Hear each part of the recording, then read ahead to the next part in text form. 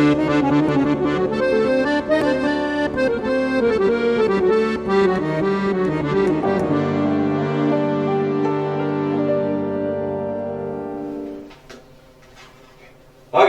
selamat bertemu kembali dalam Juragan Podcast. Dan pada saat ini kita ada kedatangan teman. Dan nanti kita banyak bertanya siapa teman kita yang datang pada sore hari ini. Sebagaimana anjuran pemerintah, kita harus pakai masker. Tadi kami akan buka masker kami sebelum kita mulai wawancaranya. Terima kasih. Buka Pak, maskernya Pak. Oke. Selamat datang ke Juragan Podcast, Pak. Kita yang ringan-ringan aja dulu, Pak. Bapak biasanya dipanggil apa itu, Pak? Saya biasanya dipanggil Santoso. Orang panggil Pak Santoso, Bung Santoso, atau apa kira-kira? Ada yang bilang Bang, ada yang bilang Cang. Wah. Karena kebetulan orang Betawi aku panggil orang yang dikedepankan itu dengan panggilan Cang. Bapak orang Betawi asli ya? Kebetulan alhamdulillah. Apa ciri-ciri Betawi itu, Pak? Kalau ciri-ciri Betawi yang terlihat secara secara kasat mata, atau bukan kasat mata lah ya, secara langsung itu adalah dari gaya bicara. Oh. Gaya bicaranya itu ceplas-ceplos, kadang-kadang juga omongannya intonasinya itu menunjukkan keidentikan kebetawian. Jadi kalau Bapak ngomong orang langsung tahu ya? Orang pasti tahu gitu kan. Nah, satu lagi. Kadang kalau orang Betawi itu kan ngomongnya agak keras. Keras ya. Kalau orang melihat mungkin sama ya dengan orang Sumatera Utara itu sama gitu kan. Intonasinya keras, orang berpikir ini adalah lagi marah ini. Padahal lagi ngomong biasa. Memang katanya Pak, orang Batak itu nggak bisa lembut Pak. Nggak bisa lembut ya. Bisanya lembut Pak. Lembut.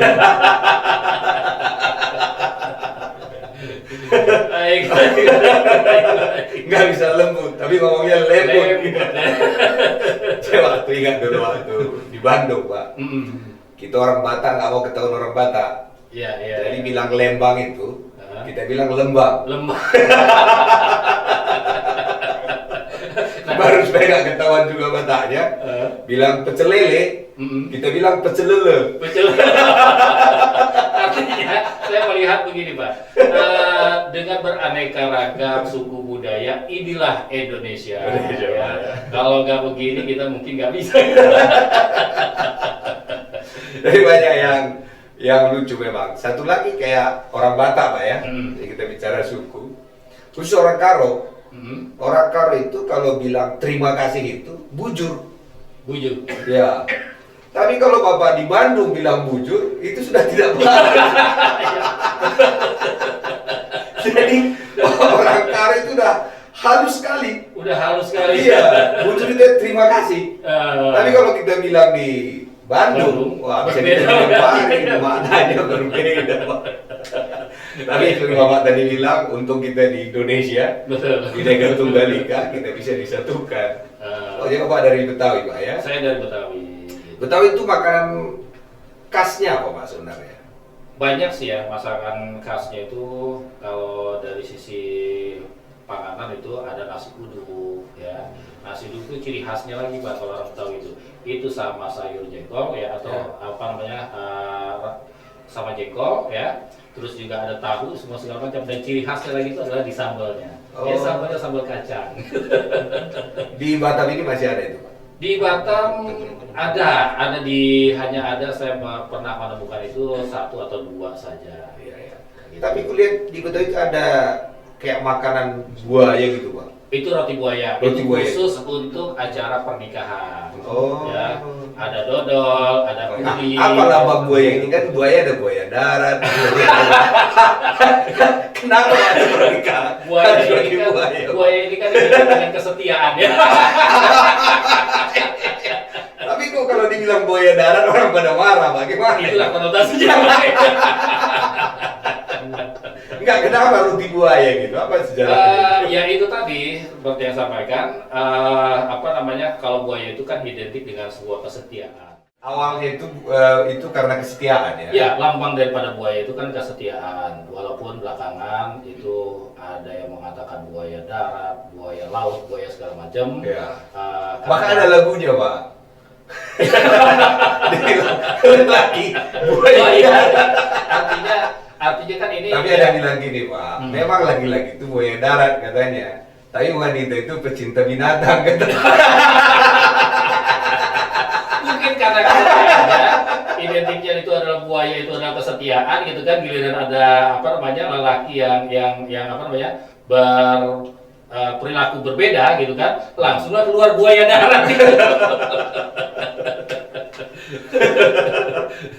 Oke, Pak. Jadi Bapak dulu dari Batam, udah berapa lama di Batam, Pak? Saya alhamdulillah itu di Batam itu baru sebenarnya Pak ya, dari tahun 97. Oh, 97 baru itu. Batam. Berarti sebuah pasangan muda, Pak, karena masih baru memang. Alhamdulillah Pak. Cuma kalau ini istri saya nggak boleh dengar. Bisa bahaya ini. Pak, kalau kami di orang Medan, Pak ya. Hmm. Kalau dibilang dia sok tua, dibilang itu pak tua-tua. Wah, tua-tua. Itu yang dimarahin, Pak. Gitu ya. Tapi kalau dia pak muda-muda, itu nggak dimarahin. Oh gitu? Iya, Kenapa jadi- gitu? Kalau sering dibilang begini, pak tua kau katanya, kau sok tua, itu dimarahin. Oh, itu dimarahin. Iya, tapi kalau sok muda enggak. Bisa. Jadi kalau kita bicara soal usia, Pak, jadi kalau kita di luar negeri beda lagi. Kita dilarang menanya usia wanita. Iya, iya, iya. Usia wanita selalu 17 tahun. Iya, iya. Karena harus stabil muda terus. Iya, jadi kita boleh tanya usianya. Jadi bahasanya kan gini juga Pak, kalau santan semakin kuat, semakin tua, itu semakin kental, semakin Ya. nikmat Pak. Ya, betul. Begitu juga kali dengan laki-laki. Semakin tua, semakin.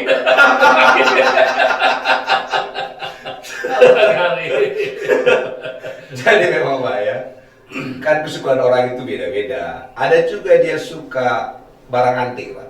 Iya, iya, iya. Barang antik itu makin tua makin disukai. Iya, iya.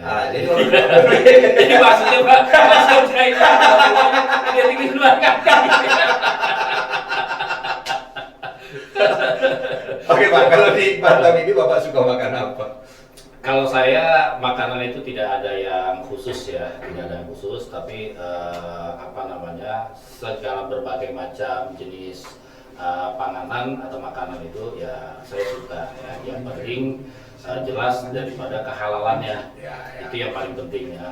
Jadi apa ya, saya nggak ada apa namanya kekhususan harus makan A, B, C, D. Cuma kadang-kadang sesekali saya juga pengen juga makan makanan kampung. Contoh gitu Pak ya. Saya sering bilang sama istri saya, tolong buat ikan pecak, ikan mas. Oh. Nah, pecak ikan mas, itu kan ciri khas dari Betawi itu ya. Oh, ya. Kadang-kadang pengen juga gitu loh Pak. Diapain ikan mas itu? Jadi dipecak dia Pak, dipecak, ada berbagai macam aroma bumbu rempah gitu kan. Nanti di apa namanya dipisah dan nanti di akhirnya dicampur gitu. Kalau kami juga ada itu Pak, Hmm.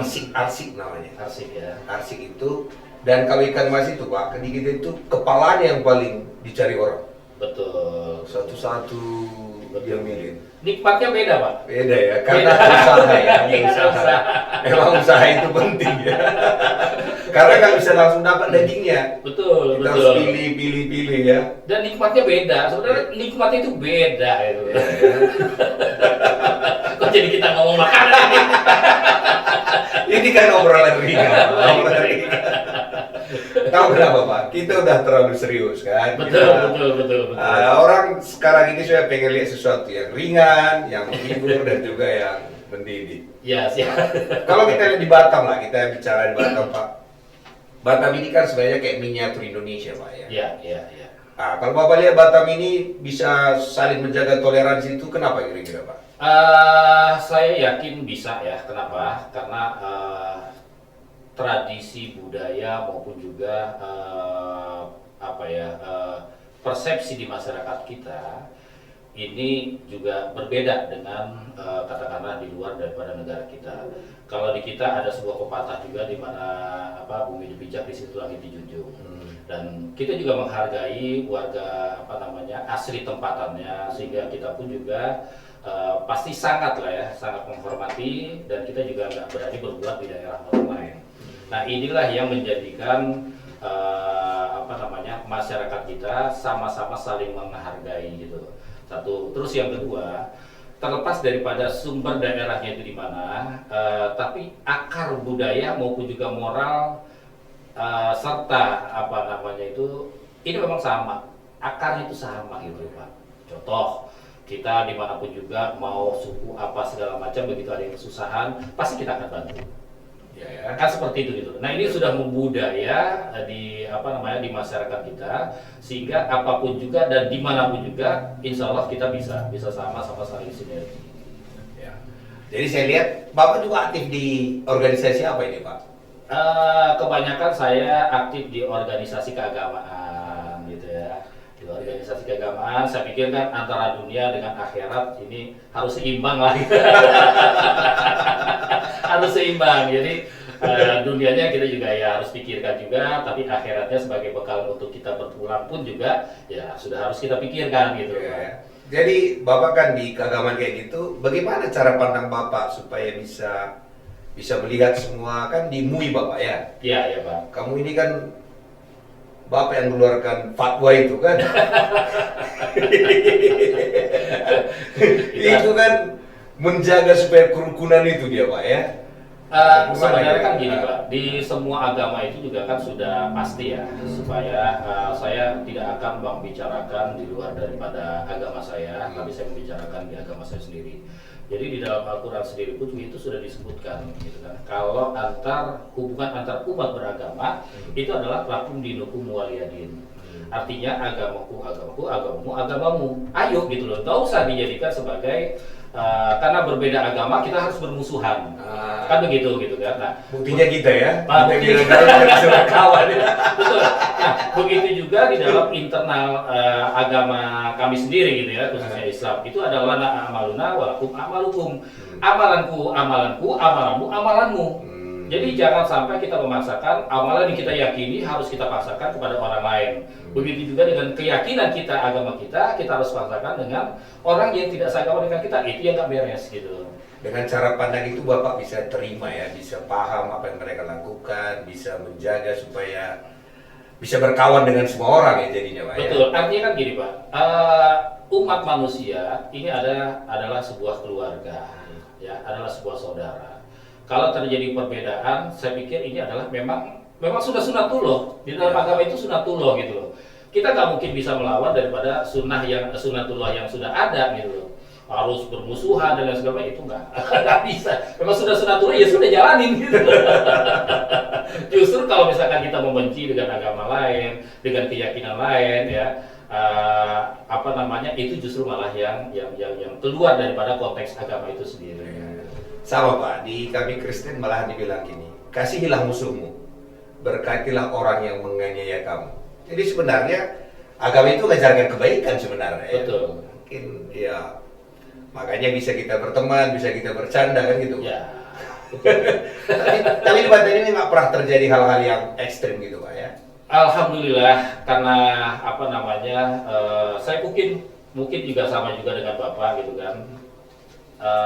Kita mempunyai persepsi yang sama bagaimana menjaga Batam, merawat keragaman, ya kan, menjaga kerukunan, ya, terus juga merawat daripada kota kita. Ini saya pikir ini sudah final lah ya. Kita semua pasti mempunyai pemikiran ke situ. Nah, akibat dari situ, maka bagaimana terjadi sebuah perselisihan ya kita harus lakukan redam bersama-sama ya. Secara bersama-sama. Jadi Batam ini jadi aman buat orang datang Pak ya. Jadi aman. Kalau sekarang kita bicara aman nggak apa-apa Pak, karena sudah lewat pilkada. Aman, sinergi, apa lagi Pak itu? Sudah ada masalah gitu. Kalau kemarin kita agak nggak boleh ya. atas ngomongnya.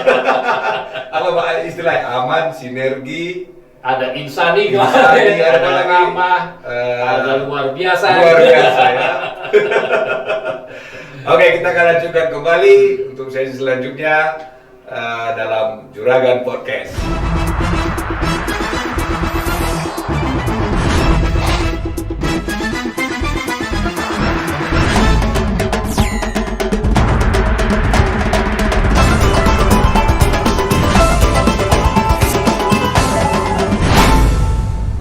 dalam Juragan Podcast bersama Pak lihat tadi apa Pak? Muhammad Santoso. Muhammad Santoso. Oke, sekarang kan gini Pak, kita kan di Batam nih. Apa kira-kira yang kita bisa sampaikan kepada orang bahwa orang bisa datang ke Batam ini? Apa yang menarik di Batam ini Bapak? Sebenarnya justru saya lebih cenderung bagaimana Batam ini bisa seperti Jakarta, ya seperti Jakarta ada Mahdi tersendiri gitu kan, walaupun di sana di Jakarta sendiri ada suku aslinya, tapi semua berbaur gitu kan. Nah inilah, saya pikir salah satunya itu adalah keberagaman dan kerukunan inilah menjadi salah satu nilai jual. Nilai jual ya. Nilai jualnya. Kenapa? Karena tidak di semua daerah seperti kita dengar ada hal-hal yang mungkin juga malah belum terjadi secara baik gitu. Saya pikir di Batam sudah sangat-sangat baik di luar daripada ya daerah yang berdekatan, tapi intinya itu adalah masyarakatnya ini lebih toleran, ya kan, lebih welcome, sehingga menjadikan Batam ini adalah menjadi rumah bersama. Rumah bersama Pak ya. Jadi orang pun investasi di sini nyaman Pak ya. Nyaman gitu. Terus tempat wisata yang Bapak kira bagus di sini di mana Pak? Kalau saya jujur saja karena memang orang yang jarang keluyuran Pak. Saya hanya nemenin. Saya salah bertanya ini Pak. Dan Bapak benar jarang keluyuran Pak? jarang. Saya itu lebih senang gini Pak. Kadang-kadang saya juga mengantar anak dan keluarga gitu kan ke satu tempat gitu kan. Ya sudah saya biarkan anak saya maupun juga istri saya melakukan aktivitasnya. Saya lebih senang itu nongkrong di warung kopi gitu sambil menunggu. Iya Pak ya. Seperti itu. Jadi lebih ya karena bukan orang yang berkeinginan harus begono, harus begini gitu kan. Nah, keluar lagi Pak ciri khas Betawinya tuh, begono begini. Tapi kan Bapak ganteng gini, pasti dulu kan suka juga kemana-mana atau Kok gimana? Bapak baru tahu?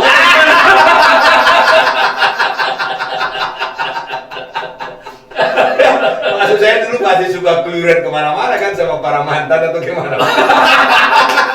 Kebetulan saya masuk ke Batam itu langsung Sudah menikah? setelah menikah gitu.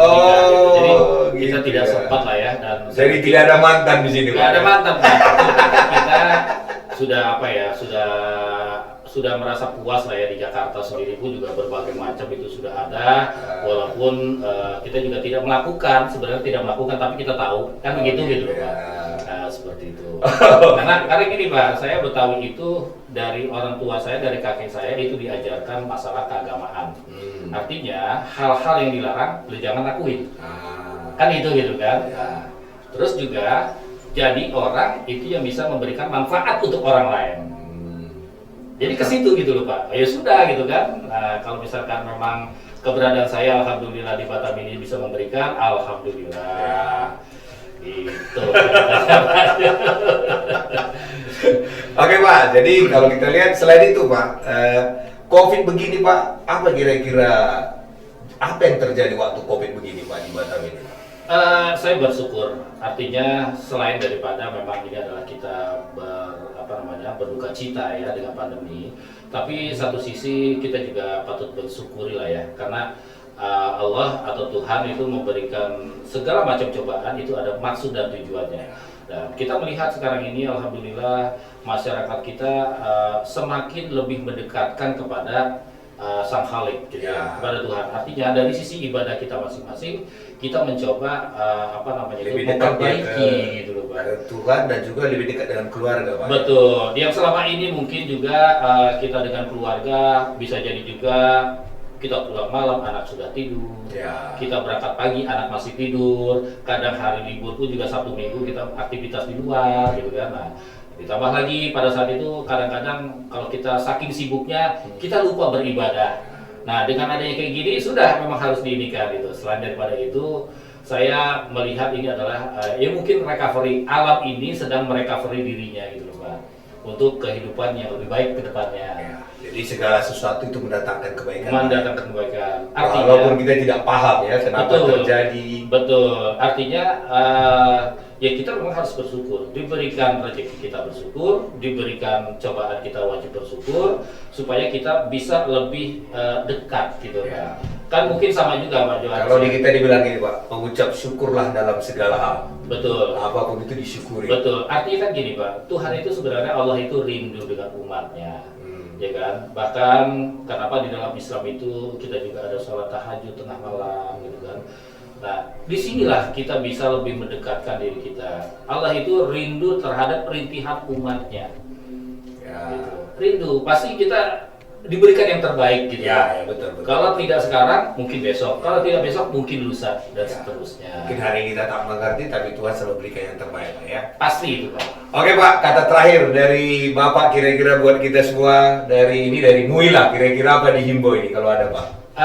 Saya tidak bisa memberikan himbauan ya, karena ini adalah ini pribadi Pak ya, kalau pribadi. lembaga Ya, itu pribadi adalah lah, harus silakan. melalui Ya, mekanisme ya. gitu ya. Pribadi, silakan. Tapi yang pasti adalah bahwasannya terkait dengan ini, mari kita sama-sama memuhasabah diri kita, ya kita lebih dekatkan diri kita kepada Allah Subhanahu wa taala, Tuhan yang Maha Esa gitu kan. Kita jangan berpersepsi ataupun juga berpikiran suuzon terhadap Tuhan ya, tapi kita harus berpikiran baik. Pasti ada solusinya dan pastinya adalah yang terbaik untuk kita. Yang paling terpenting adalah bagaimana kita lebih dekat kepada keluarga kita dan lebih mendekatkan diri kepada Allah Subhanahu wa taala. Iya.